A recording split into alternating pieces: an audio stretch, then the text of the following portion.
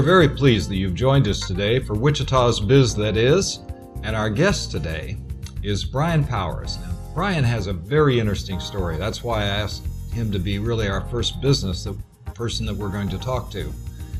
Brian is from the Chicago area, and I'm not going to say what businesses he was in the past because we'll go through all of that. But he is currently the chairman of the board of the Wichita Independent Business Association. Welcome today, Brian. Thank you, Tim. Tell me what brought you to Wichita. Let's just start there. Well, I had an opportunity to own a business. Up until 1996, I never had that opportunity. I worked for others, publicly held corporations, private companies, government entities, and I had an option to buy into a company. And I thought about it for a while and looked at the market and decided I would get into the medical staffing business. But before that, let's let the audience know a little more about your background, because it's an interesting background. It's not, gee, you went to school and specialized in that and majored in it. Well, tell us more about your background and your family, maybe. Well, I'll start when I was 14 when I went to work. I needed to work to help support my family, and I worked from midnight till 7 every morning, 365 days a year for 5 years through high school, throwing newspapers out of my car to help support my family, to put myself through a private college preparatory school. And at 17, I was on my own. At 19, I owned my first business, which was a newspaper shopper business. I learned graphic arts, hands-on, and spent 20 years in the graphic arts industry in the Chicago area. I started sweeping floors, and I ended up managing a branch or a division for a Fortune 500 company. Wow. So that's my trade or my vocation. My avocation at the time was law enforcement. And so concurrently, I worked for a suburban Chicago agency, and just what you see police officers do every day. I rose to the rank of commander and retired from 2 positions then to come here. Fascinating. What is the appeal when you had that option? Here's a business you could buy into. Why do you want to do it? And why did you want to do it at the age of 20? What is it about having your own business? Well, there's no one to blame but yourself for failure.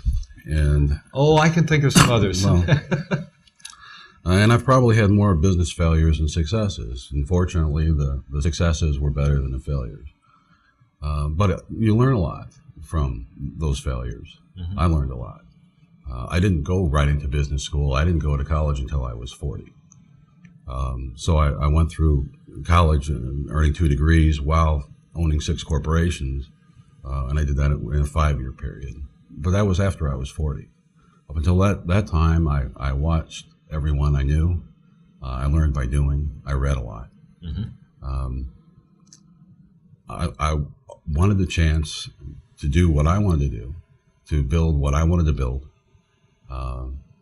and do it in a way that would help others, would help people.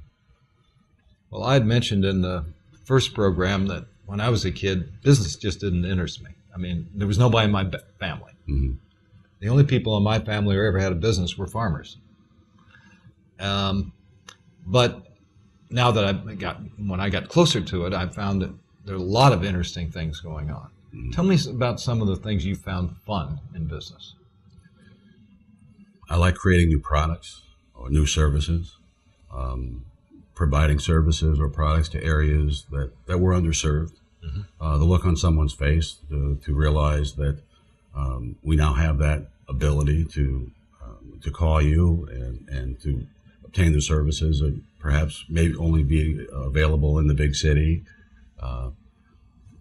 That was always a pleasure, and a pleasure meeting my patients, my clients, my customers in whatever business, and even, believe it or not, in law enforcement. It was a pleasure meeting the people that I did then.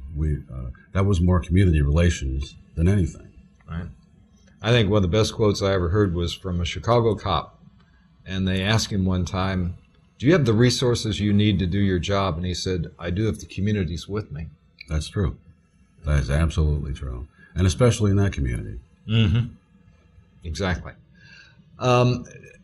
You spend quite a bit of time in the home health care business. Yes.